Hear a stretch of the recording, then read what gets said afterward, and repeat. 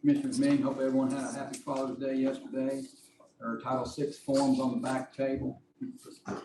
Would like to fill one out. You can turn that in at the auditor's office. If you'd all stand, I'll lead us in the pledge, followed by a prayer. Allegiance to the flag of the United States of America and to the republic for which it stands, one nation, under God, indivisible, with liberty and justice for all. Our Heavenly Father, we are grateful for another day of life, grateful for another day to live in such a wonderful community. And Lord, as we gather to do the business of this community, Lord, we just ask that your Spirit move in and throughout the decisions that are made. Whether we agree with them or not, let them be decisions that you would make. And Lord, I just lift up each of the commissioners, that you give them the wisdom and the knowledge and the things that they need to make decisions based on. Heavenly Father, we are grateful for another day of life. You and it's in your Son. Grateful for another day to live in such a wonderful community. And Lord, as we gather to do the business of this community, Lord, we just ask that your Spirit move in and throughout the decisions that are made. Whether we agree with them or not, let them be decisions that you make.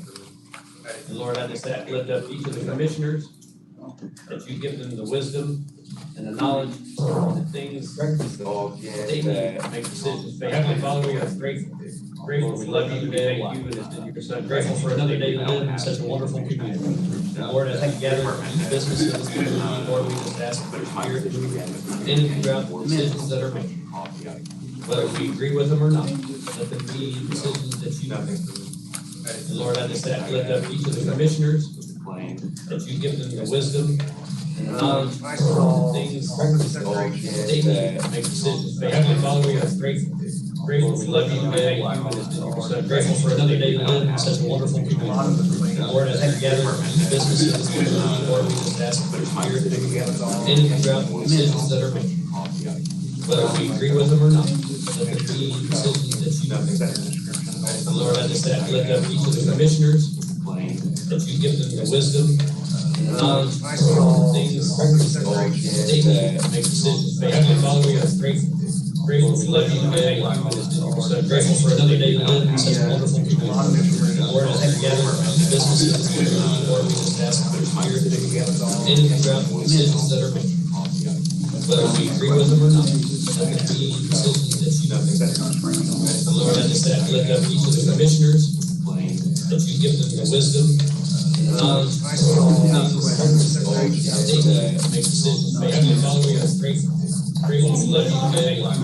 So grateful for another day to live in such. There's several throughout here. Certain things are allowed to come out of there if it's any type of state club meetings. Some of the extra funds, I can't think of the word I'm trying to say, some of the extra funds they pay from there, like prosecutors has, their incentive funds, we pay from there. Okay. Can you update me on the policy for meal reimbursements? When they're allowed, when they're not allowed, what the circumstances are to make them allowed? If they're gone for if they're gone for a whole day, it used to be, I think it changed, can any department head help me here? It used to be like $27, I think, Can you a day. update me on the policy? So if they were gone, if somebody's gone for a meeting and they're gone all day, they get that meal, they either get a meal reimbursement or they get just the per diem for the day. So if they were in town? Not typically, unless they are out for some reason for, not typically, I guess, so I think should be. We had 2 meal reimbursements that appear to be, one's for sure a local establishment. Yeah. We had a third one that was just said meal reimbursements, but didn't state where the meal was had or any of the rest of the circumstances. So I don't know whether that's something you guys are reviewing before they go out, or whether they're just coming to us for the claims. we try to catch anything that's not supposed to be by statute, but then there are some things that are more so your call. And policy. There's meals for election training and election day. That one I understand, it's described well, so I understand what that's for. There's just a Statute, general but then there are some meal things that are. reimbursement. It came out of meals project income for probation. Probation has, that's a grant, and the grant tells them, it breaks down what they can spend the money on. Okay. We spoke of the office decorations already for the treasurer's office. Board of Health, lunch at Tree City Brew Company, and animal control. Statute, but then there are some. Meal things that are reimbursement. supposed to, and It came out of meals project income for probation. Probation has, that's a grant, and the grant tells them, Clarification, hold off on those.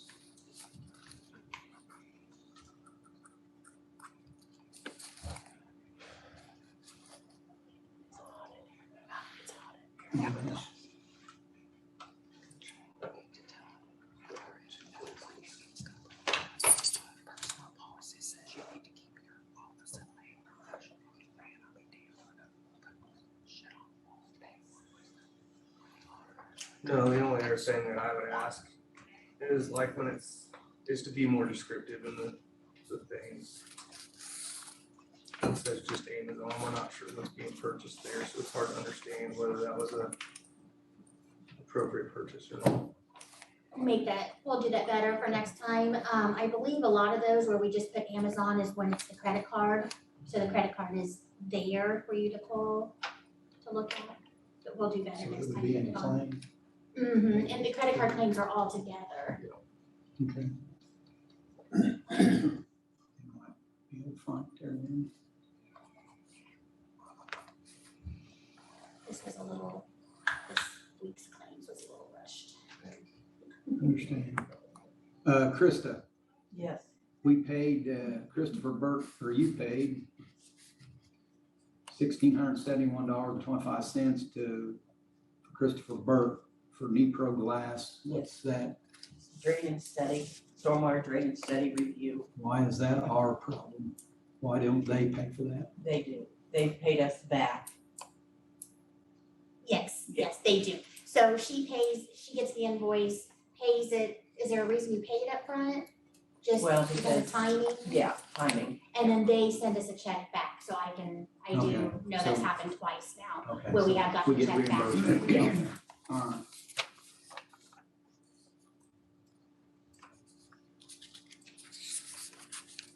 You guys have anything else? That's it. Do you wanna move to pay those claims with those questions? I'm assuming. Yes. All other claims we're talking about. Motion. If you can, just highlight the ones that you wanna claim, that you wanna pull out. Okay. Question. Yeah, I make a motion to approve the claims minus the ones that we questioned.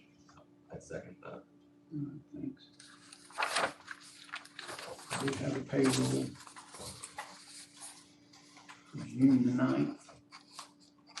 Motion to approve. I'll make a motion to approve. I'll second.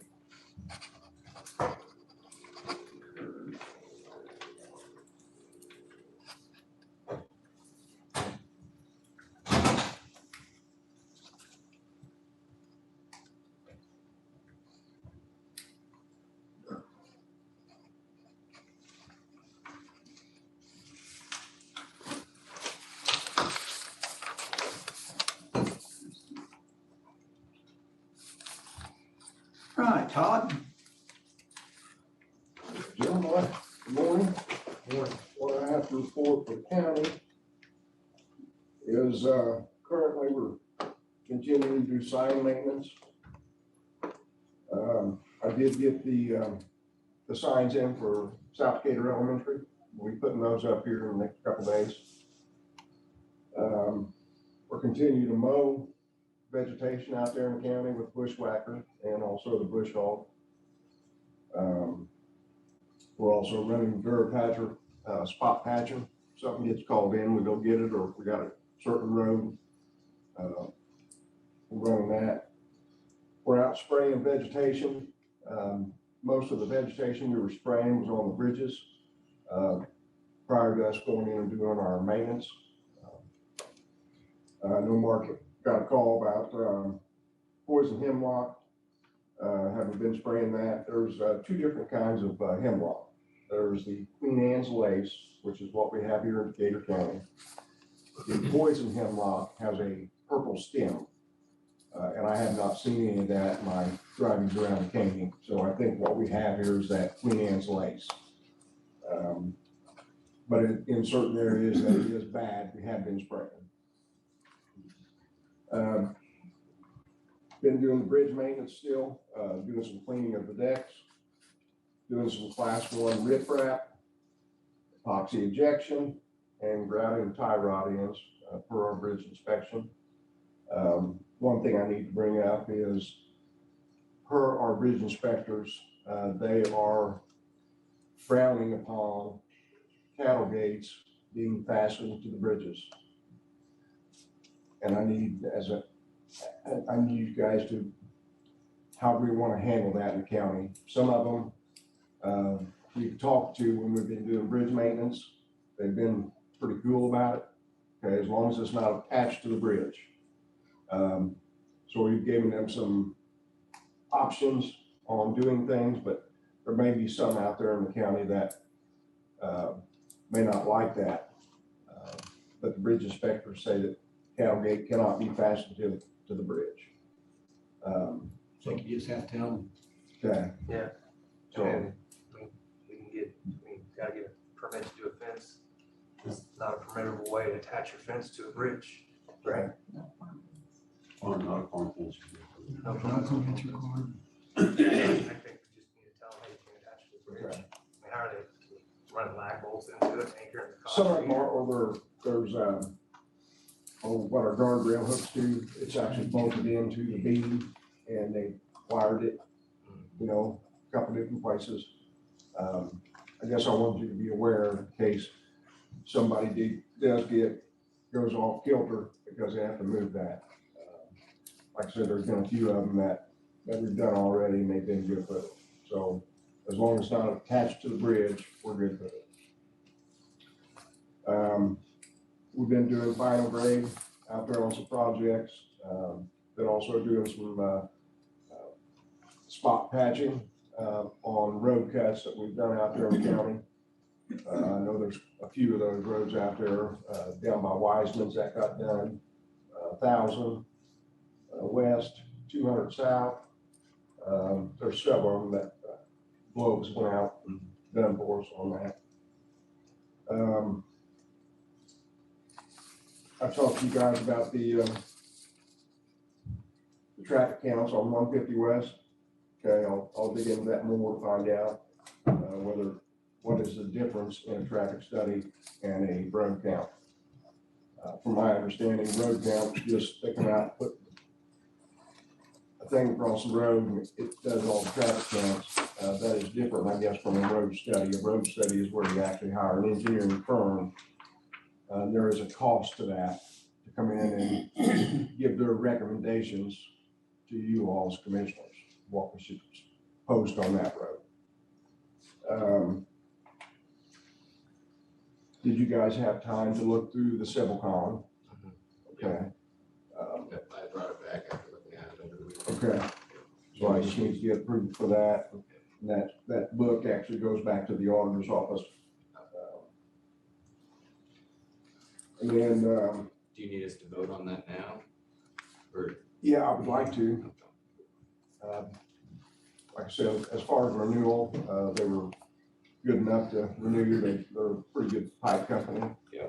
And this was after that we had put out a request for bids and got no bids back. Correct. And they said that they would go ahead and authorize the same bids that they had given us The last year. rollover, yeah. And I would say, you know, I know we advertised it. I think they're they're supposed to be on that, but I think in the past, I think Mark has kind of also spearheaded that a little bit and kind of contacted more people so that they could do it. Being this my first year, I think that was kind of laxed on my part, but I'll take care of that for next year. I'll make a motion, we approve the roller last year's bid for the pipes. I'd second that. I'll concur. Okay. And then the last thing I have on my agenda, I don't necessarily have to make this decision today, but is the road grader lease. The one company that we are a member of is called Sourcewell. And it is a government entity similar to the counties, but they actually, I just had a Teams meeting with this lady in Sourcewell. Mark Moore signed up for this back in 2007. He did multiple purchases in 2017, 2018, 2019 using Sourcewell. Sourcewell is our, you might say, liaison as far as advertising or bidding. They hold these companies to a certain standard and they have to discount. So I've got two different grader leases. One's from Caterpillar and one's from John Deere. Okay, and both of these have been run through Sourcewell. Caterpillar did show on their bid where they had to discount. The cost on this machine is $671,604. The discount by using Sourcewell was $201,481. So I was pleased that we are a member of that Sourcewell, just for the fact that I had them send me over a bid document from another county, and it was a 20-page document with the specs on this road grader. And I couldn't tell you the first thing about that road grader. I know it helps on gravel roads. I know it operates, it does a lot of different things, but I couldn't tell you anything about it. So I'm glad that we have Sourcewell. We have a member ID. We can use it on fleet. We can use it on road grader stuff, on heavy equipment. We can use that on anything. So I'll leave this with you gentlemen. Once you look over it, I'd like to get approval on that on the next commissioners meeting by the 3rd, if possible. I know Caterpillar is 12 to 16 months on a machine. John Deere has in stock. So, yeah, John Deere was the lowest quote. So I don't know if that. When's our lease up on our current ones? Yes, When? it's the end of the year, November, I think. Todd, can you probably don't know right offhand, but can you tell me get me the hours on the current ones? I can get you the hours. Just like to know how many hours roughly we use in a year. Okay. Well, I think we get 1,000 hours a year. I think if you go over that, there is a penalty, so much per hour. But I don't know what the hours are. I know we've had these machines for 9 years. But I will get that for you. So just to be clear, were these bids that you had requested, or were these just bids from other counties? No, these are Other from counties that- Decatur County. Sourcewell Seeks is a national bidding company that procures equipment for city and county entities.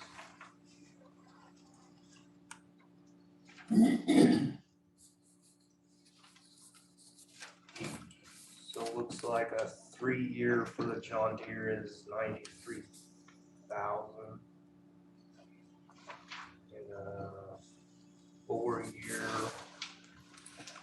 with Cat, 115,000 a year for 3 years and 140,000 stud payment. So 465,000.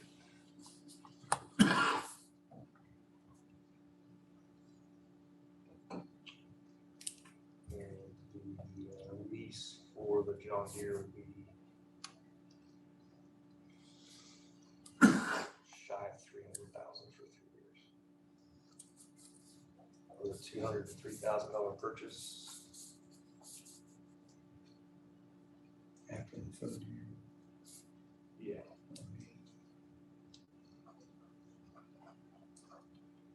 Looks like this would have on the Caterpillar is this set up to where the stub payment is in the end would be our complete payoff, and we're just doing about right then. I'm sorry. It's my understanding, it's broken into 3 payments, one annual payment per year. Yeah, and it says a stub payment of $140,000. So 3 years on the Cat at 115 with a 140 buyout. And on the John Deere, it's 93,000 with a 203 buyout.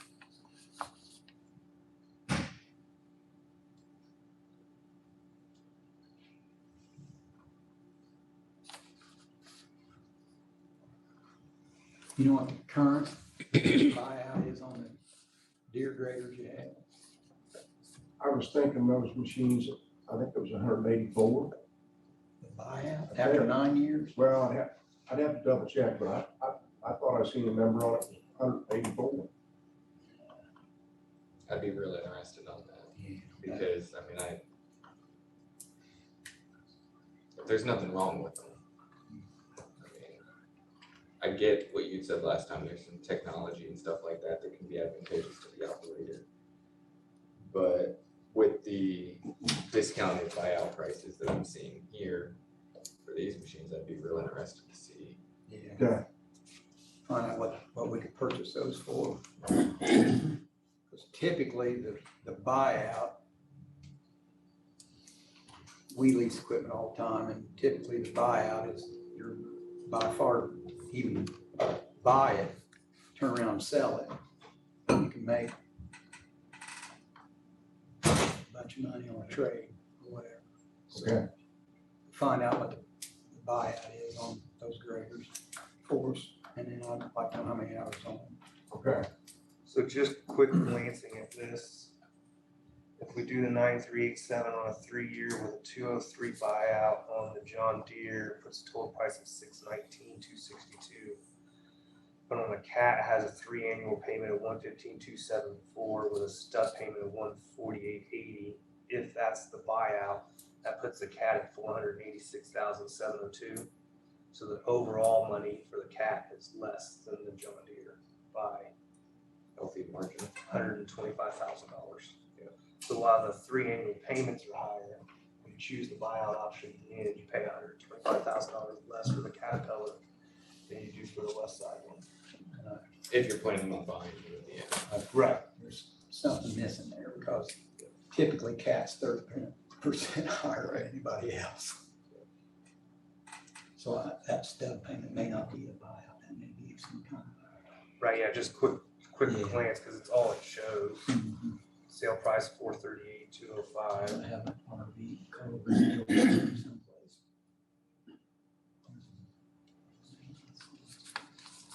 That's here.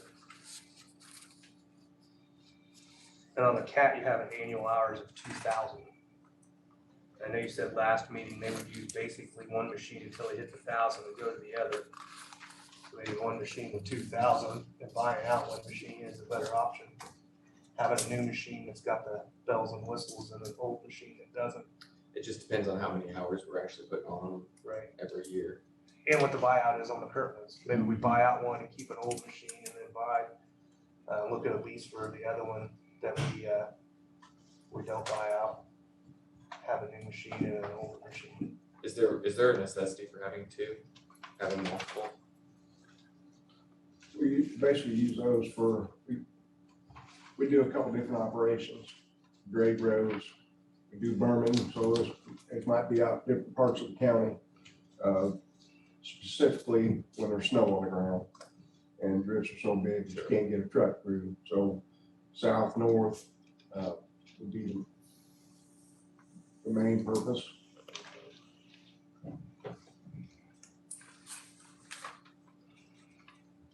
Yeah, I guess let's figure out if that actually is the buyout payment for the Caterpillar. what the buyouts are on ours And and the the buyouts ours. And then we'll make that decision. Because we probably don't need a fancy graders or busted stuff. So we get, instead of one new one, keep one older one, maybe. Okay, Jill, have anything else for me? About those, you want that foundation, block foundation, we can go to do something. I think we need to get that cleaned up a little bit.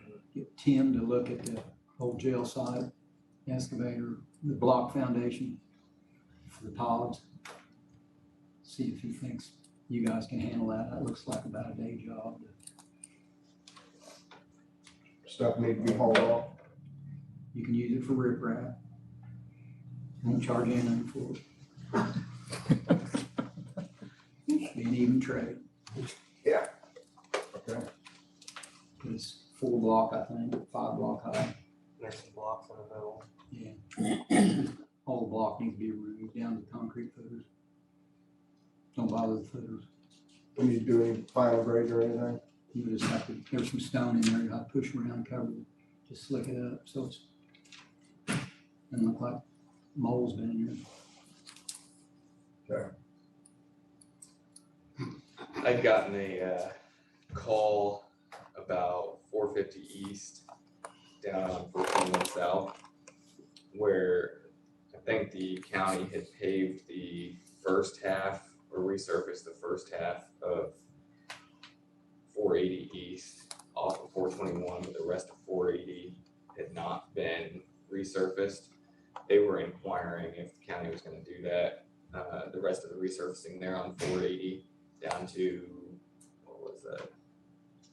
Down to 500 South, because they said it was pretty bad. Yeah. So when they contacted me last night, so I haven't had a chance to go down there and look at it. On the community crossing grant, that was a community crossing grant. And we needed just a little bit more to finish out our grant. And so that fit that scope. Okay. So there's no plan at this point in time to go back and finish that last stretch there on 480 East. Well, in our road program, we look at all those every year. So I know this year, I don't think it was on there on this year. But we'll be looking at that again next year. That works. That's all I have. Okay. Kenny. Good morning, Commissioners. Good morning. Since our last meeting, I had 38 building inspections, 18 new permits and plan reviews, had 3 permit renewals, and 1 red tag, stop work order, so we were remodeling without a permit. Property owner came in and acquired a remodel permit. Had 2 complaints about nuisance properties. One needs to get a hard date set on it. I will do that this week to decide how long to let him go. I need to talk to him. The second complaint was on an uninhabitable house in Letts. So drafted a letter and we sent it out last Friday. Friday morning, the Lake McCoy committee met and we went over outlined plans for each department. And I will start by checking off the lawsuit list on compliance or non-compliance. And go from there. That's all I got. What was the property that you need to get the date for? That's the one in St. Albans. The one with like the tires and the other vehicles and stuff like that? He says he's gonna get a bobcat in and clean it up, but the neighbor that's complaining called me and said it's been going on for 3, 4, 5 years. And he just keeps saying, I'm gonna do it, I'm gonna do it, I'm gonna do it. That's the one Tony wanted me to put a hard date on. Yeah. Go ahead, Jeremy. Did you get a call about property down in Bernie as well? I did. Where are we at down on that one? I went back through my paperwork and got all the letters that I sent. There's 3 different properties in there. That first one, if you read the date at the top Yeah. left, and then look at the next one, the date at the top left, he's been sent several letters. Okay. And last time, there's a note in there too, that last time I sent him a letter, he talked to me and said that he was planning on building a garage when the county fixed the culvert and the water problem in his yard was wet with mosquitoes all week. That's all been done. No. But I haven't gotten back with him to see if he's gonna actually build a garage. I did notice that he pulled a container in one of those railroad car containers. It's sitting in there. I don't know what the plan is for that. So did you go out and review the property then, since you were contacted here recently about it? I went out there and I went straight to the complainee's house. We stood on her porch and talked about the one she was worried about. Okay. What's the course of action then going forward for you? I need to talk to the guy, the one guy, and see if he's planning on building a garage to house his antique cars he doesn't want to get rid of. And the other one, there's a house that needs, I think, needs torn down. It's one of those letters in there. I just need to follow up a little bit better. So in our meeting, that we had with Kenny, kind of pushing forward on some like the boy stuff we talked about in courts, report writing and preparation. His reports will be kind of the basis of our abatements in court cases. So we talked about that and that. Also reviewing the ordinances for the county. Just kind of wanted to point out that the court costs endured through these abatements will go as part of the cleanup costs and get added to the tax liens. So that these actions ultimately end up falling still back onto the person who's in violation of ordinances through the tax lien process. I'm spacing on the other property. Has anything happened with the other one that was down south? Smith? Yes. I gathered all of my information on my files, every letter that I sent, every picture that I took, and put them in Chad's mailbox. I called him and he said he wasn't gonna be able to touch it till he gets back this week, maybe tomorrow. So he said just put it in his mailbox, and that's where it's at. I know that Patty is here. Patty? Do you want to talk about anything with the properties that are around your house? Well, I wish I would have kept things documented over the years. I didn't do it. I regret not keeping track of it. I didn't think it would take this long to get things done. Because I know people have been notified, they've been told to clean up, get things, but they don't do it. They always have excuses. They lie about everything. I just wish somebody would sit on them and get things done. Just for clarification, which property are we speaking about? This is out on 850 West. Bernie, there's about 3 or 4 or 5 of them out there. There's abandoned homes out there. I don't understand, what can be done, but the people who own these properties, they need to get things done.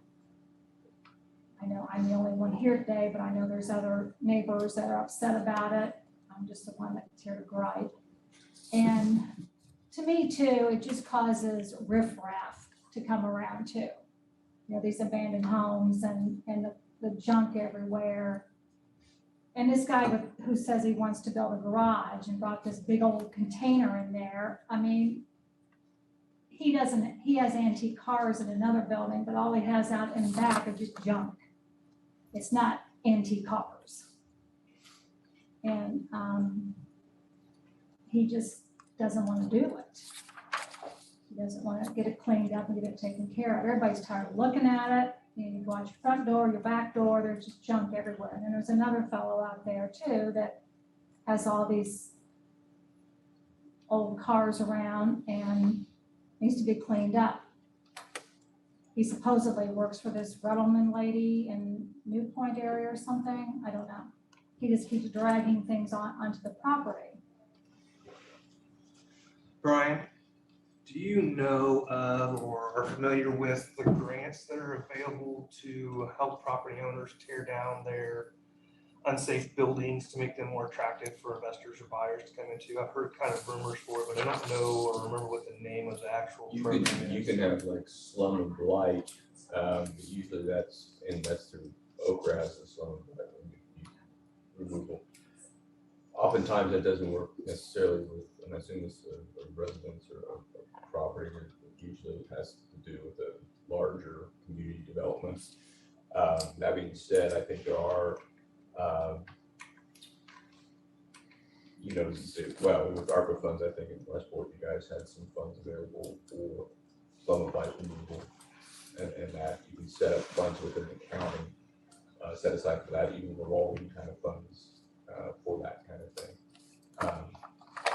But yeah, as far as specific grants, you could put something like slum and blight removal into like a ready application, grant from 4.0 if we wanted to.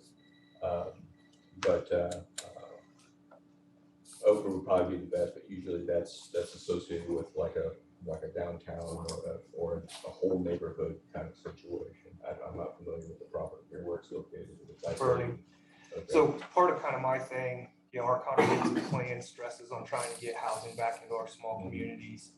As I drive through those small communities, I see these abandoned properties that are aging and need something done with, but I also understand the other side of having the money to come in and have those things teared down and removed is there. So I'd had several people kind of whisper into my ear that there was grant opportunities available for that. So That'd be through Okra probably, and that would be something, I'll talk to Mary McCartney at Searchy to see where that program stands, how much funding is available, because obviously, to take on something like that, there'd have to be again, I don't know if I'm not knowing the property, but in a hypothetical situation, if it was an abandoned house, like in Westport, some of them are partially burnt, or to go in there and actually remove the house, especially if the property owner cannot take care of it, have him sign it over to the government or whatever entity, a community development organization that you want set up, take the house down and then sell that lot to a developer for a rebuild or something. That is something that's been done in other communities. that's a difficult part with the abandoned structures and the unsafe structures is there's a cost in removing them also, and sometimes it's difficult for the owners to find that. Sometimes it was their parents' house that they've passed and they're sitting empty and they just don't have a way to get anything done with it. So I've been kind of quietly trying to find some ways to help those people in that process and to develop relationships with people who are interested in coming put new homes on those. Building costs now are so high, nobody's really looking to put a lot of new homes up, so it's a unique time for some of that to get things happen, but it's something that I'm certainly looking to try to work on with our small communities and get less and Bernie and Milford and all those areas that have some houses in there that's bringing property values down, some of the nicer homes that are abandoned, trying to find a way where everybody kind of wins. I don't know if we can figure out how to do that or make it a little better. But the ones that have all their, as I call it, junk around, they need to be told, this is what's gonna happen to you if you don't get this done. Because they just laugh it off, no one's done anything to me, and I'm just gonna keep doing what I wanna do. That's their attitude. We understand. Okay. We do. I guess I'm just tired of it. I appreciate you coming. Okay. So do we have a list of all the houses down there that we need to get on with? Pretty close. There's one person that owns a bunch of them and he's been tearing them down, so I'm kind of leaving him alone because he's actually tearing them down.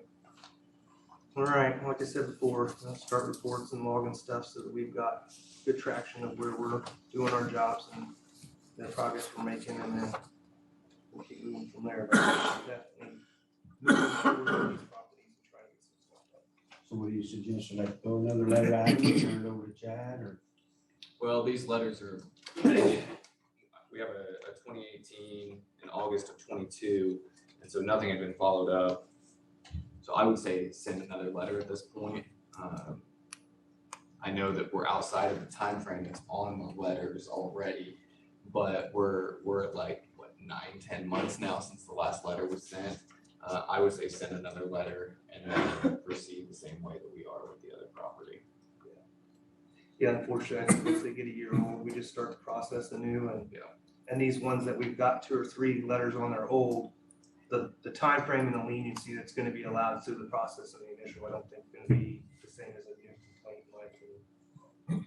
And they need to understand that there's gonna be some teeth to some of this stuff, and we're gonna have to figure it out. You have pictures and other things from when you've been out here before. I'll have to look. I was just curious to see if, I mean, it's in the same condition, if things have grown, if things have shrunk, as far as different things that are around, collected in the yard or whatever.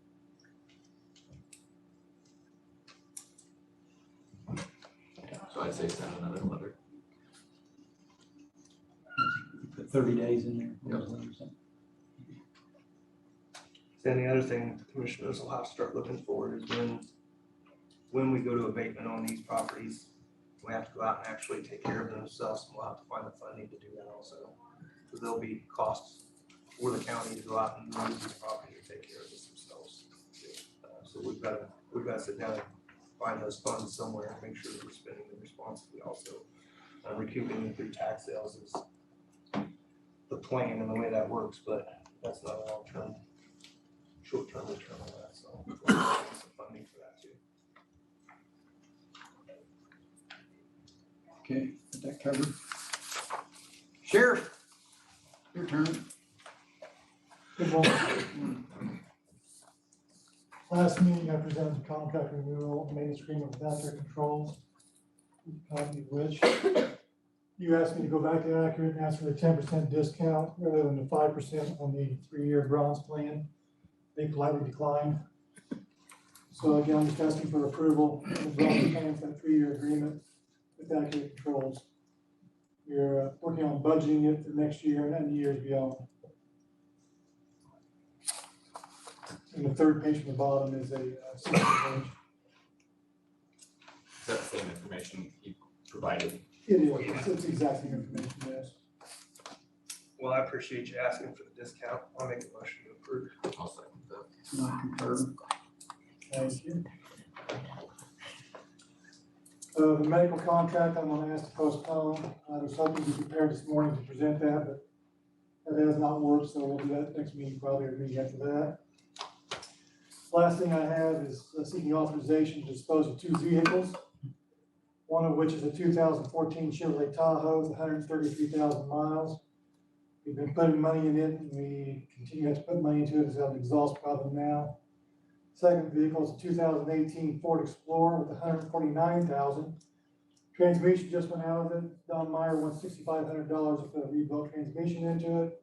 I don't think it's wise chasing good money with bad money, or bad money with good money. So asking to dispose of both of those vehicles.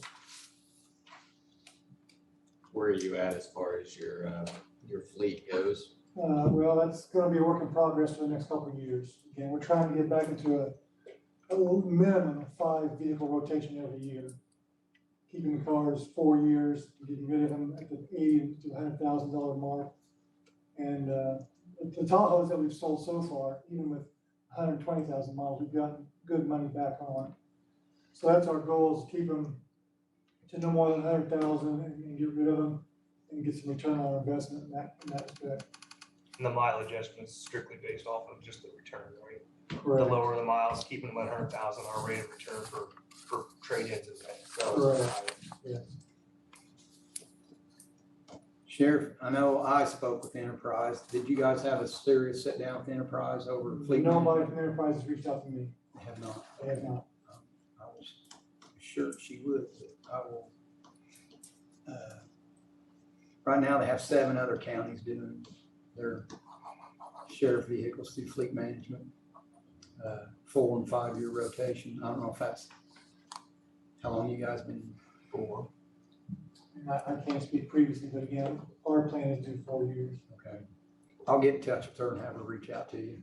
I think it's worth at least discussion. Absolutely. Any more bids on the water softener? No, I assume that problem's not going away. again, knock on wood, we haven't had any recent problems. Okay. What address your request there? You sell the vehicles. I don't have an issue with it. You guys? Are you wanting to move forward with your water softener off just your one bid then, or are you? Let me do a little more work on that first, please. That's all Motion. I on vehicles. Yeah, I guess I'd move to approve the sale of those two vehicles. I got. Second. I concur. Do we need to do that for the contract as well for the accurate controls, or Yes. I'd move to approve the accurate controls? Second. Concur. Thank you very much. Miss Diane? Hello, good morning. I just wanted to let everyone know with tax collection that we collected over 24 million for the spring, which we normally take in more in the spring because people are paying both spring and fall. We then sent out courtesy letters to anyone that had back taxes, as well as properties that would be eligible for tax sale, to give them a chance to pay up before it goes certified to court by July 1 to avoid any more added penalties.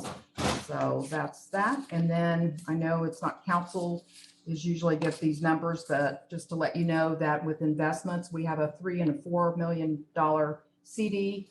We also in Trust Indiana have over 29 million invested. The total just year to date on the interest is over 416,000. And then I know with the jail pods, we've earned, leaving that money in there, we've earned over 20,000 on the interest on that. And I believe with ARPA, there was a 1.5 and a 2.5. Those two came in with 144,000 interest for the year. And I believe that the ARPA, what they allotted to spend was over 473,000. So we still have some room to spend. That's all I have. Do you have that in a document you can email to me? Pardon me? Just can you email me that in a document? Uh-huh, I sure can. And I even have copies if you'd like that. That's fine. Okay. Even better. Krista? Good morning. I have 3 ordinances for you today. The first one is 2022-24. John, Elizabeth, and David Robertson rezone 2.99 acres from an A1 to an A2 for construction of a single-family dwelling. Property's down by Baptist Youth Camp. There was an old house on the property, got ready to fall down, so they took that one down. They're gonna build one there, and then they split the property, and the other brother's gonna build up on the top, so.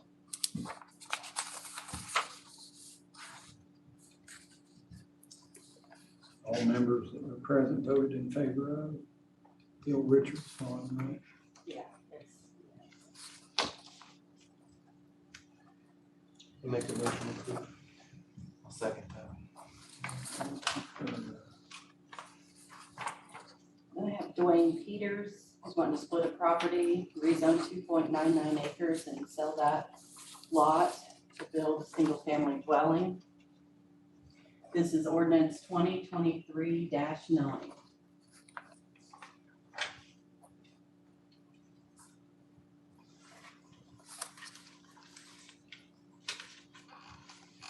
And all present, approved.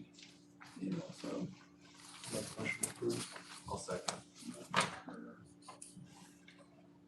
And the third, 2023-6, Larry and Palma Sparks, requesting to rezone approximately a half acre from R4 to B3. And this is in Clarksburg. It's the old bank. It was zoned R4 for whatever reason.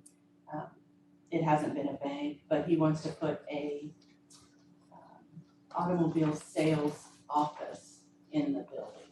He's just gonna have that as his office. And then across the street on the corner lot, he wants to sell cars. possibly put up a building in the future for automobile repairs. Or, he said primarily it would be for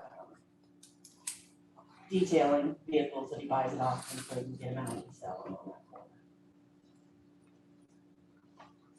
All present.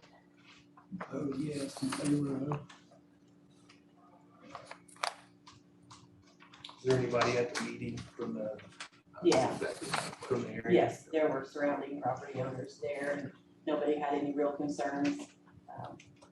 They didn't know for sure what he was doing, so that's pretty much why they were there. I'll make a motion.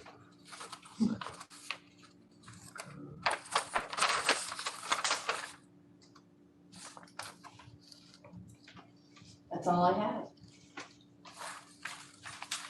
Have anything for me? Do you have any update on the water drainage board? Drainage? No, I do not. Haven't really got any responses back from anyone. What are you waiting on? See if there's any more changes, and basically I've just dropped the ball. Okay, when was the last time anything had been done with the water drainage board? It's been about 6 weeks probably. I mean, we're pulling up here on 6 months or so since I first started talking about this. What's your ETA on when we can actually get this done? Oh.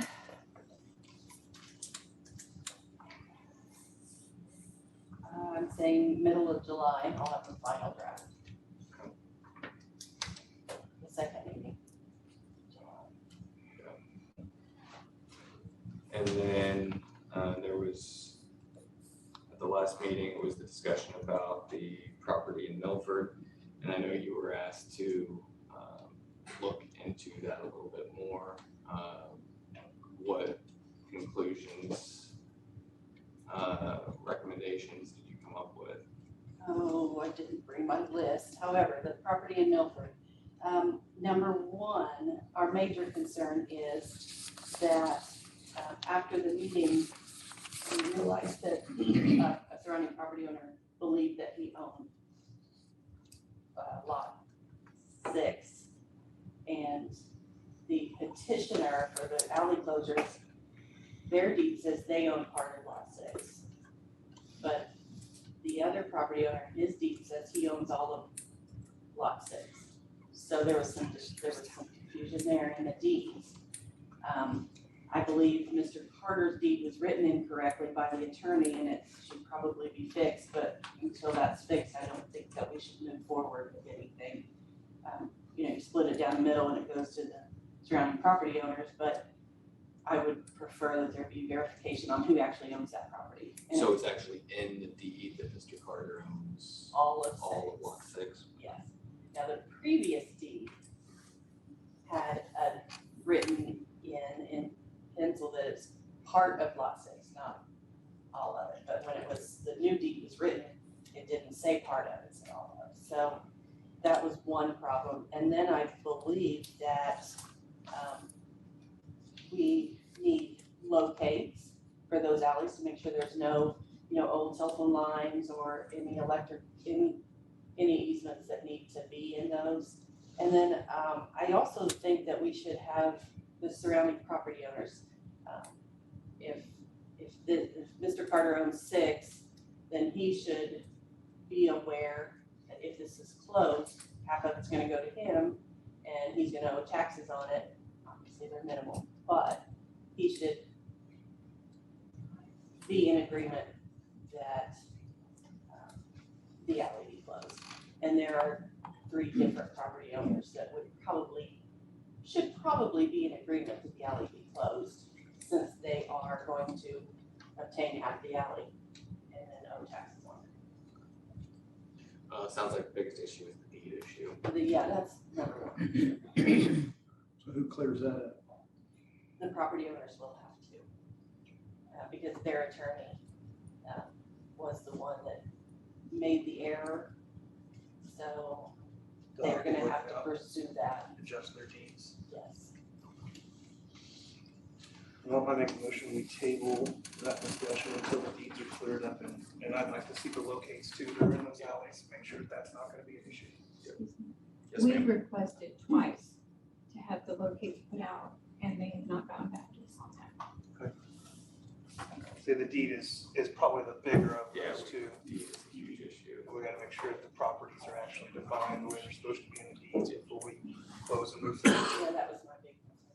Yeah, so, I would concur on tabling this, I guess indefinitely.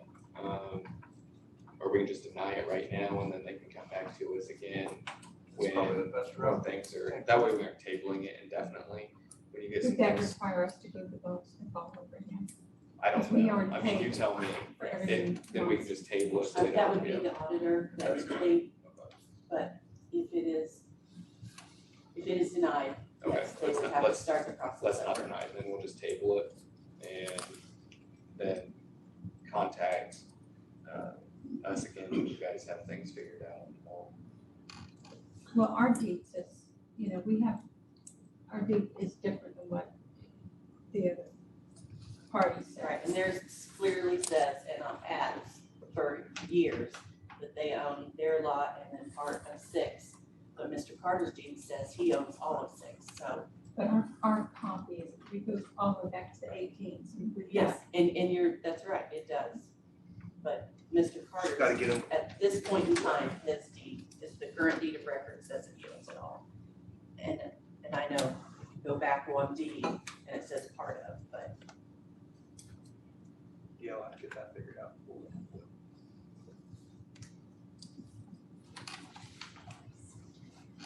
Okay. Dylan. You here? You here? Krista, what can you tell us about that one? It was yours. it's in Clarksburg, it's next to, the Legier property is, he owns both sides of the alley, or he owns all 3 sides of the alley.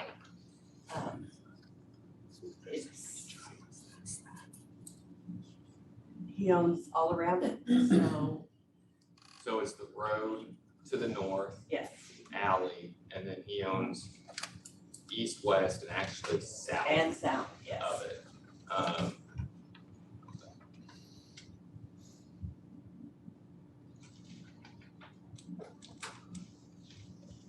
And I'd asked Lauren to make sure that he 811'd it, to make sure there was nothing in there. These old phone lines and Verizon and some things like that. But he did not get back to me, but he wouldn't call the auditor. I don't know the yes or not. If Lauren has talked to him. So we're talking Yeah. This. Yeah. Yep. So it's to the south, this road runs east and west. Right, that's this one that goes from the road down, so he owns that, and it looks like, do the 2 properties actually touch? Yes. They go corner to corner? Yeah. Yeah, because there's no adjoining property owner on that. You need to be here for us to do that. No, And everything's in order as far as requests. And he owns everything around it. Tony, you wanna see them? I make a motion that we approve it. I'd say.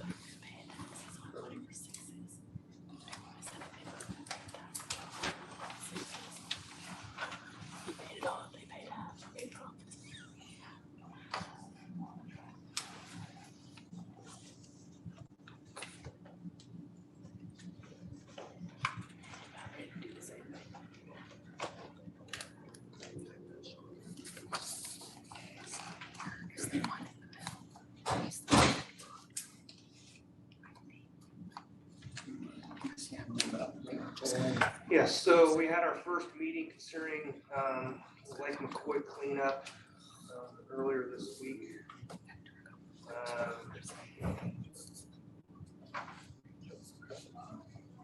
During that meeting, I was president, Councilmember Melanie Nobby, Diane Whitting from the Treasurer's Office, Sean Durbin from Board of Health, Krista Duvall from Area Plan, Debbie Martin from Area Plan, Kenny from Building Commissioners, and Bev Riviera was there by phone. The basis of this meeting was basically to just kind of discuss all the complaints that we had heard and we're kind of aware of, and kind of just come up with an initialized game plan. Our number one priority, as Kenny alluded to earlier, is identifying any unsafe buildings and structures. I'm really looking at public safety, make sure that all the buildings that are unsafe for kids to be in or for vagrants to be in and potential drug use be identified and start interacting with those homeowners. We discussed not spending a ton of time looking at trash and debris at this point. We're hopeful that by addressing the buildings and the unsafe structures that the community will get behind us then at that point and start taking care of some of the other things and cleaning those things up. We reviewed the pending lawsuit against the trailer park and its previous owner, and Kenny has a copy of that to start trying to identify if any of those discrepancies that IDHS found in the trailer park have been corrected. Once that's been done, I'm going to make contact with the property owner, advise him that we believe most of those discrepancies to still be open and needing to be taken care of, and ask him if he has a game plan opportunity to try to take care of that. We did discuss trying to make contact just personally with property owners out there as a first step to get their cooperation without having to do letters and certified mail and everything, and just try to get everything working forward. The next step that we kind of got into while he's out there looking is just seeing if there's any obvious signs of raw sewage being dumped out on the ground coming from any of the homes while he's out there. After that, Sean Durbin from Board of Health is going to take current test samples of the water and test for contaminants. The last water samplings of the lake were in 2021. They showed high numbers of E. coli then.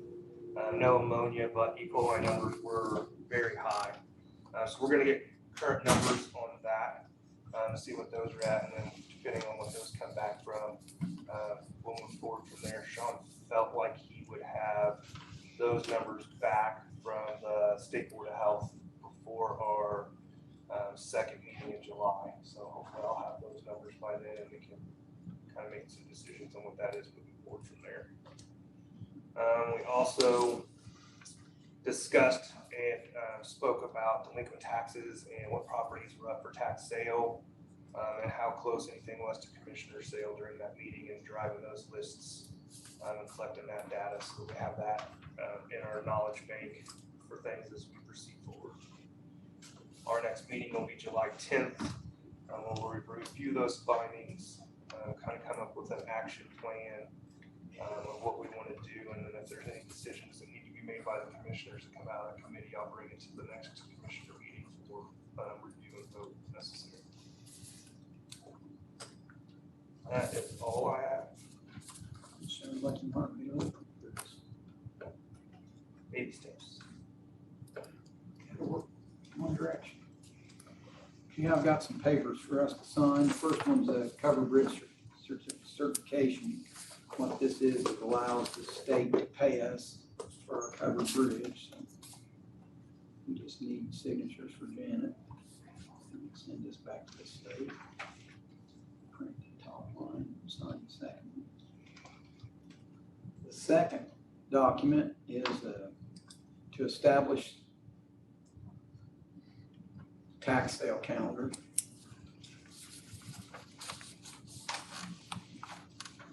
For 2023.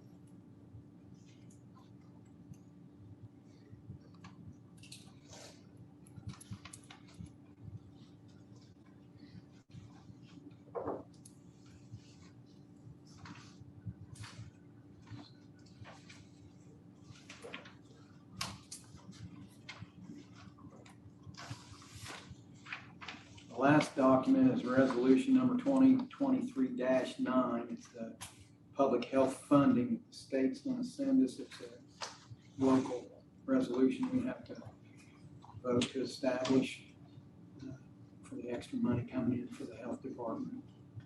Resolved this 19th day of June 2023. So you probably need a motion to accept this, adopt this resolution. Make that motion. I'll second.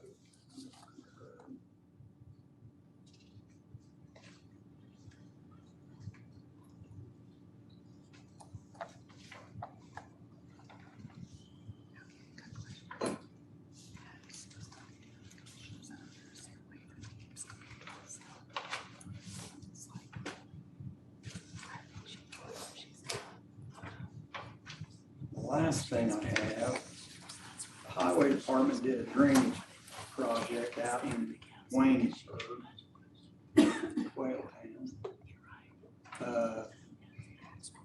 Back in August, September, finished up. The total is $49,465.95. They put tile in Waynesburg and took it south down to a creek. They hired bromine tile service to do. Mark and I had talked to Janet about CARES Act money that was left over to be paid out of there. And this has been passed from Todd to me to Janet, and then Janet was out last week. We just need to vote to approve that, actually approve it. Was this because of some of the water issues that were Yes. going on right there? Yeah, Quail Town, they did some tile work up in here and then put a great big main all the way down here. It's more of a project than the highway department. The highway department did all this up here. Mark and the commissioners worked that out. I don't know if it was August or September. Before Todd was on board, and Todd got handed the bill and said, what do I do with this? So he gave it to me, so That's good to go ahead and get it paid. Yeah. So, I'll concur, so I'll work that out.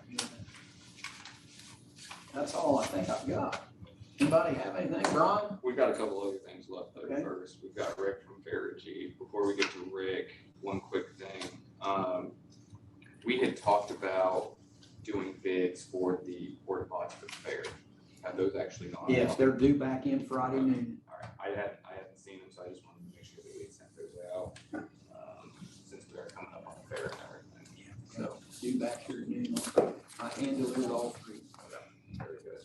3 invites. All right. We're gonna hit Rick from Farragy now.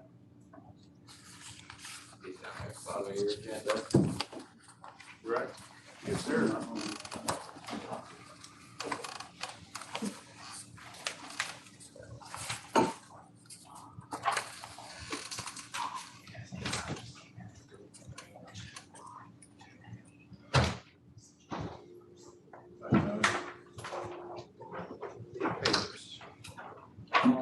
Todd, here are those greater, so we don't get lost. Good morning. So, we're back. We're working on getting some firm, breakout pricing, but the biggest part of the whole project is really the window situation. So we're trying to kind of get at, what you guys would like to do on the windows. We've got a couple options. So I want to introduce, Scott Carnegie. You remember Mark Frost, he's been here. But Scott is with our partner, design DLZ partner that we use on a lot of this kind of stuff. Scott's done quite a few county projects across the state, so, Scott, you wanna go? Sure. Morning, Commissioners. Morning. In your packet, I'm just gonna kind of turn through this and explain what you're looking at. On page 3, we'll just include a floor plan of the existing floor plan of the annex building. And in particular, what we're here today doing, and Rick touched on it, is we have different schemes and options, how to address the various window configurations of the annex. So we looked at the north elevation and the east elevation, and we have some different options I'd like to briefly walk you through. The objective is to, for you all to maybe kind of give us some indication as to if you have a preference, so that we can further develop that and send it out with Verigy and receive some preliminary pricing. So if you look on page 5, then we're first looking at the north elevation. And you look there at the bottom, you can see just what the existing elevation looks like. And then you see the proposed north elevation, and then you'll see an enlarged elevation there with a wall section. So essentially what we're doing is, as you're fully aware, those exterior walls, they have a large expanse of windows. I'm sure they're probably original to the building, non-thermally insulated. So we're looking at ways that we can improve the thermal insulation of the exterior envelope, but still provide some natural light and hopefully improve the exterior aesthetics.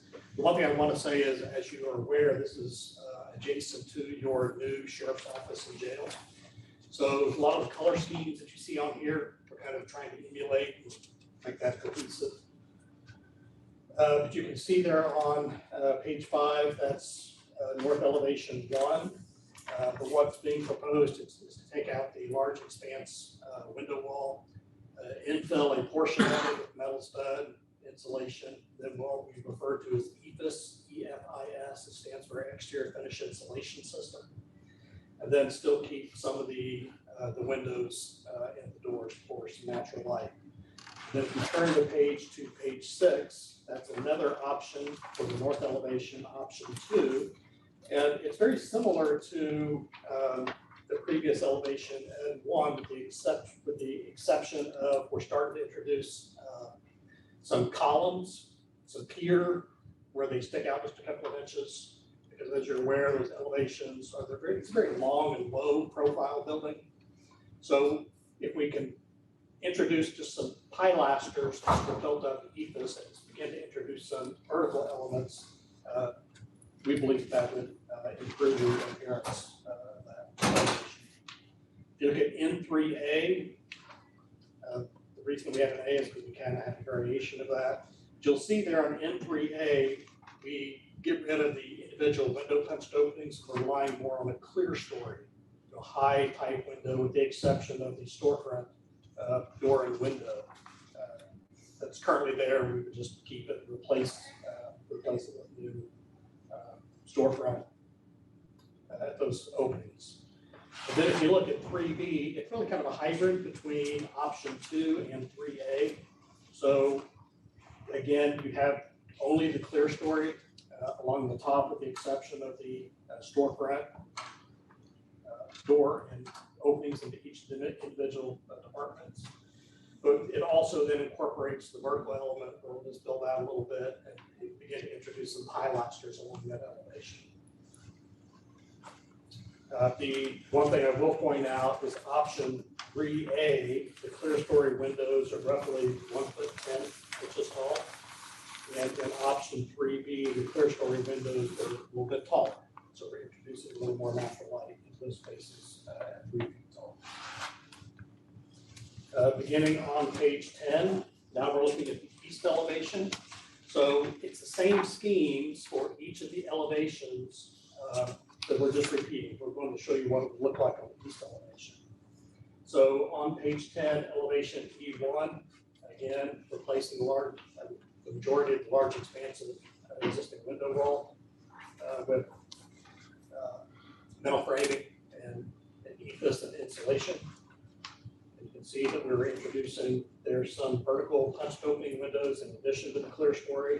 And again, that is very similar to the north elevation scheme. Option E2 on page 11.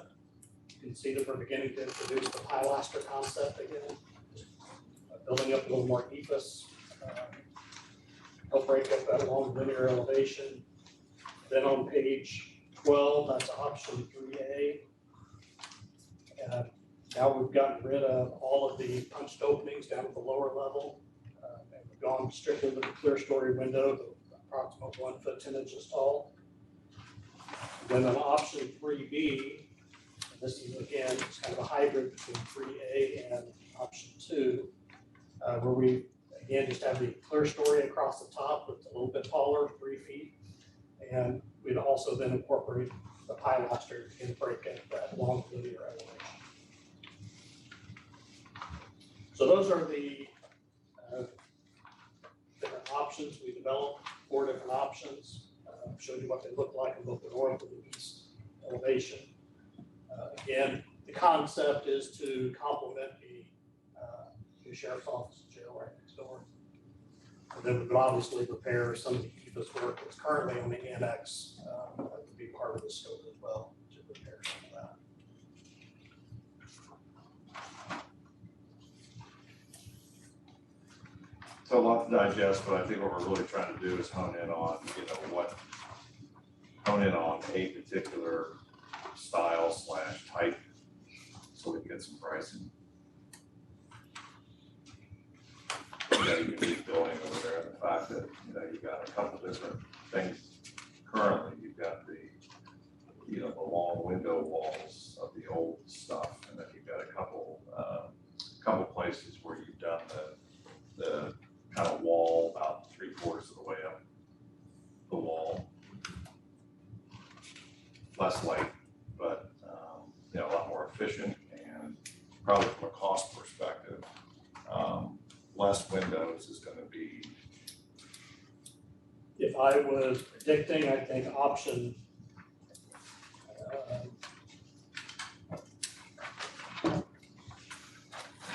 I think 3A is going to be the most cost-effective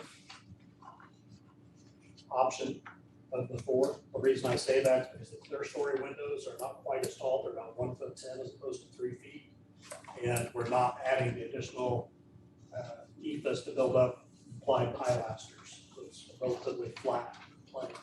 And those don't have any function, those are purely aesthetic for the vertical features.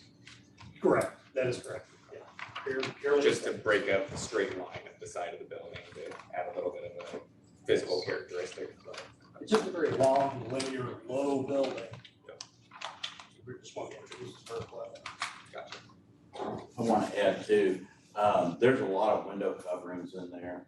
Right now, they try to block off the windows, from inside, from a solar heat standpoint in the summer, as well as in the winter, it's drafty through there. So I don't think, talking to the occupants, that there's an abundance of light right now. I think it'd be okay to drop it down, but to just a clear story. Yeah, I like the 3A. Looks in efficiency on heating and cooling.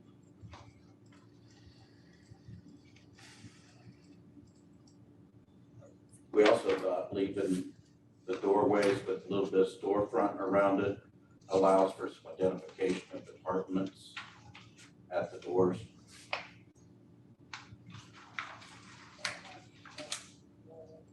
But you don't do that in 3A.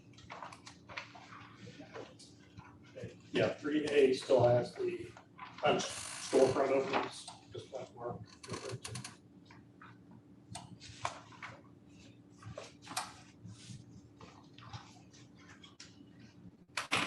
Because that seems like that works for you guys, having the separate entrances for the separate apartments, rather than trying to go all through.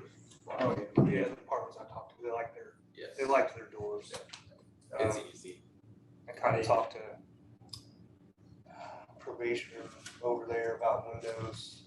They kind of like the idea of being able to see out into the parking lot from their windows. They kind of catch the demeanor of the people coming in and being able to see. So in some of those instances, I think the North one is a decent option to kind of maybe pick and choose just a little bit on some of that. Because some of those offices, being able to see people come in and pull up and catch some of that would be valuable in that way. I don't think it has to be a ton of those windows, but to be able to see out without having to stand up would be So there may be some departments that would like to have a lower window. Yeah, in some areas.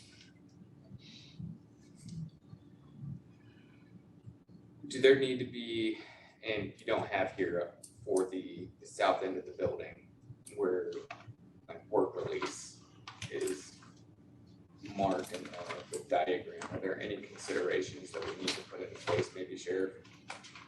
As far as windows, other things like that? That won't be our work release area, Okay. so, yeah, no. I have a question. I didn't think so, but That's the old work release, I assume you're referring to. yeah. Yeah, it's a classroom now. That's what I thought. Yeah. And the work release facility that you were talking about before actually is housed in the jail. Correct. Have you talked with the fire department to see if any of those windows need to be egress? We have not, but You might want to do that. I'm not sure if that's required in that situation. But that small window wouldn't be big enough for an egress.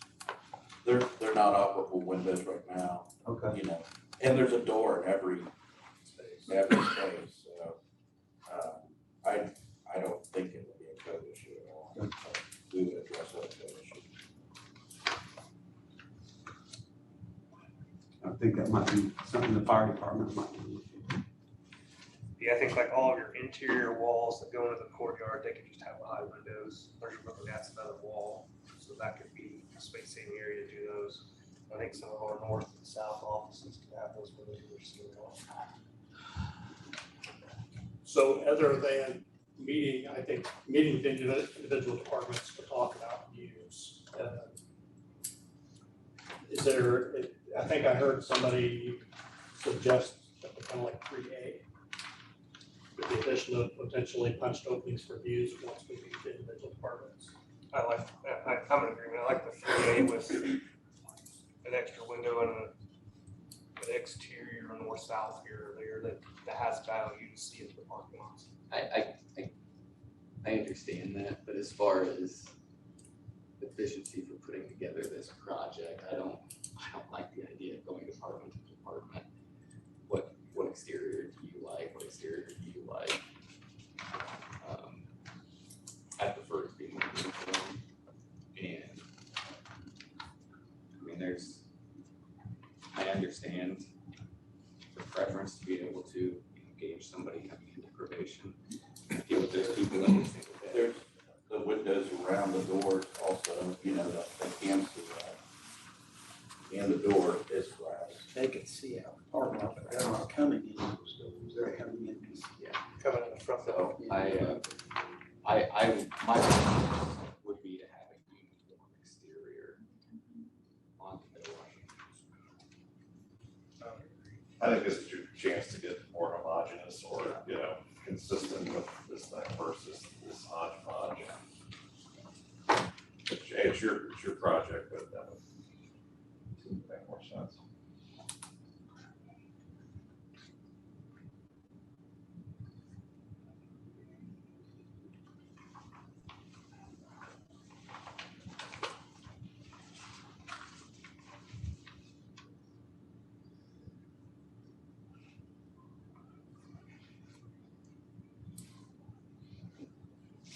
Yeah, I'd lean towards 3A as well. I mean, it's a smaller window, but there's still a lot of windows there. It's more in line with what was already done at the 911 center. Yeah, but I think dispatch, 911 center had a special purpose for those windows being as high as they were. Yeah. I mean, those were more security and that walls were built different, in my mind, and I'm not an office worker, so I mean, not being able to see outside and not having, just the lighting isn't the same as being able to see. I know the effects of that has on people in general, rates of compression in the winter, blah, blah, blah, we get into that stuff. So in my mind, having windows you can actually see outside, it makes a difference in a person's happiness when they're at work, in my mind. So if I'm reading this correctly, 3B, the windows are larger.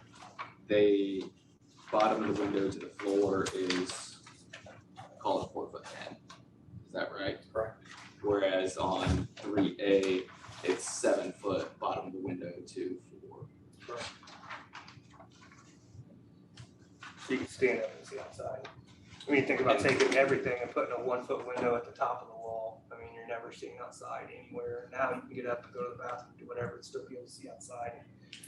Except for me, that has value to be able to see Maybe outside. take the windows from 3E, leave out the vertical features that you were talking about, having a slightly larger window in the 3A option.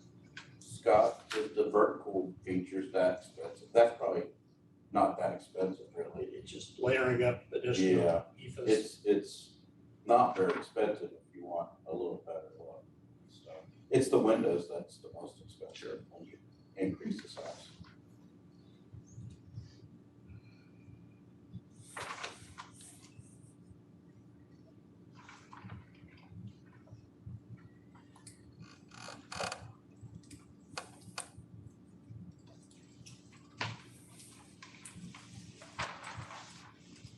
Put the 3B windows in the 3.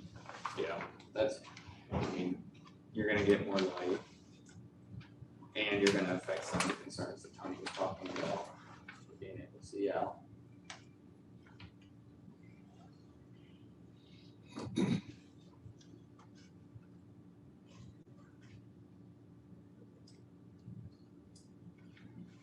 Three D windows in the 3A. Yeah. I like Still that. flat, but we increase the height. I like that idea. Yeah. So, You have a great functional building, it's good to get it up to speed, so. I mean, a lot of old schools are white elephants, and this one's used very functionally with all those entrances and stuff, it's very nice. So, it'd be good to maintain it for the long haul.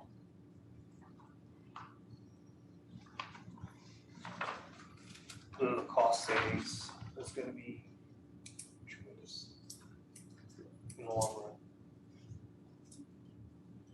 Right now, the sheriff's probably happy because you're heating and cooling his building with all the draft. That's coming out of the annex building.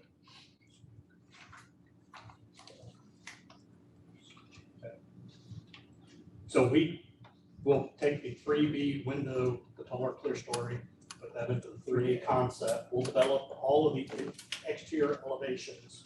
And I think Barry G is going to go out and get some preliminary prices. Yeah, we'll get pricing back to you guys. sounds good. Cool. All right. Thank you. Thank you all for responding. Thank you, gentlemen.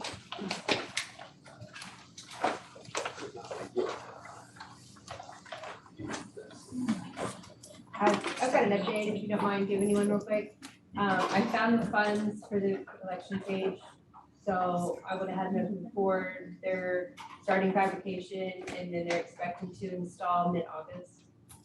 So we'll have to figure out a way to get all of those files moved and everything. Give me a date when you get there and I'll get to Jake and round up some help. Perfect. That's tough news. For you, documenting some of that stuff, so, or copying, whatever, digitizing, so that some of it can just be gone. So we've hit a snag with that. We found out that our current Odyssey system will not let us scan old files into their system. No, we never knew that. So we're now looking into a system that will let us do that, which I believe is called DocuWare. The 40 office uses that now, but it costs. It's like a cloud-based system. It's the only way for us to be able to scan all these old files and get rid of them. So CSI, I've already sent a termination letter. We always use CSI, was our old system that we were paying like $4,000 a year for, so we'll no longer need that after this year. But then I may need some funds like instead to pay for this. I'm doing a webinar Wednesday to learn more about this and to find out how many licenses we need and what we'll have to pay. We're hoping to be able to go off of 40, what they've already paid for the initial license, but they're checking into that and they're supposed to get back with me and let me know on that. What are the legalities of doing like a hardware storage local scanning. Well, I checked with like IT a and it server doesn't, room. I don't think that's an option. DocuWare sounds like it's the best. I reached out to every county clerk in the state, and this is pretty much what they all use as well. So they did run into, there was a couple of counties that didn't know either, and they already scanned all their old files into Odyssey, and it created a huge problem because it makes it look like you have all new cases and their caseload looked, it expanded greatly, not realizing that was just opening old files. So we're gonna have to switch to this at some point sooner rather than later, hopefully. And they do also say they offer the scanning to do, but I'm sure that's at a cost as well. So we're just gonna kind of wait and see what we can get, how much it's gonna cost, and go from there. So I know Shelby County has a wonderful couple that comes in and does scanning almost every single day during the week. I don't know. well, I have interns right now doing that. So that's why. They're scanning stuff from, Yeah. the paper is. Well, and they also offer an option where they can offer it to the public, so the public has access to it as well. Yeah. So that's something else really great. Pretty So awesome. yeah, so I'm looking into that. But we do have sliding shelves in our office that have housed all these old files upstairs. And those are almost gone now. They're almost all shredded. And I don't know if your county guys can remove those by any chance? Yes. Okay. Let me know when.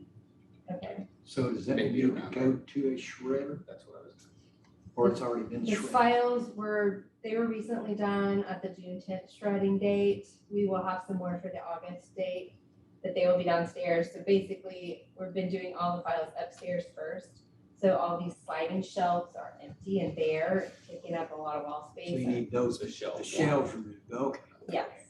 I'm thinking Yeah, we're files. taking care of the files. We worked with Patty on that. She got that all set, so it was great for that to get rid of those. We have a lot that are already gone.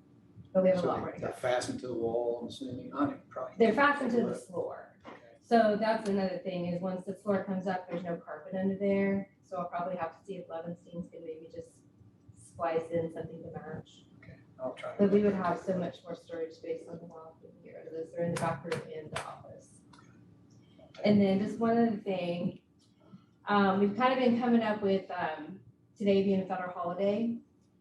Now that most surrounding county offices are all closed, the bank is closed, we are required to do deposits daily for child support because the check's go out the next morning. So we're not able to make our deposits. And then coming next year when we're in the invest with the new system, it's required. It has to be deposited the day you take money by a certain time. So that's kind of a snag for us. I don't know if we want to be able to take payments if we're still going to be open. There's no mail. We send out certified mail. Passports are required to go out the day you take them. So it's kind of limited on what we can do now that it's a federal holiday. Duplicate files. Well, we can only do so many until we get this new system. So it just kind of wanted to give you a heads up when you're deciding on that for next year. So, It is becoming kind of an issue so there might be something that would actually require us to. on the holiday schedule. Yeah. It's just a thought that it is hitting a snag that we are limited when we're open. It's a federal holiday. There's a lot of things we can't do. Anything else? That's it. Anyone else? And then just mention, You had 20 minutes. I know that. Just to mention that the asphalt bids are due in on next meeting, on the 3rd, by 8:30. Gary? Just come and visit. Brian, you got, Actually, Who wants to talk? I just do it? Yeah. Go ahead. You got a quick 40 minutes. No, I'll just say, the biggest thing for us is the Ready 2.0. Coming around the bend there, I'm going to South Bend on Thursday to find a little bit more about it, where the IEDC sits. Everything I've heard this round will go even faster than the last one. So I would say Mark's been working with us in the past, but if there are certain projects that the county wants to be addressed, we do have some that are left over from Ready One. Lake McCoy was one of them. Funds for Lake McCoy. Be talking to Mark or whoever, I assume Mark's gonna still be the rep on the steering committee, but maybe you guys talk about that. But be thinking about projects in the county that might have a big impact, not only in the county, from a regional standpoint, from housing, from quality of life issues and that. We plan to be as competitive as possible. I have no idea what the match is gonna be locally or from private. Previously, it was a 4-to-1 match, where 1-to-1 match with ready funds from the public side, and then private was 3-to-1 match. The private has to raise 3-to-1. We don't know what that's gonna be like this year, but we'll kind of take a look at that. I'll have more in the future, but once they announce it, everything I've heard is gonna be a 2-month kind of turnover. They're gonna get those funds out there quickly, so keep that in mind. Erica, did you have something? No, I was just being. Yeah, she really. If there's nothing else, I entertain a motion to recess. So moved. Second. We are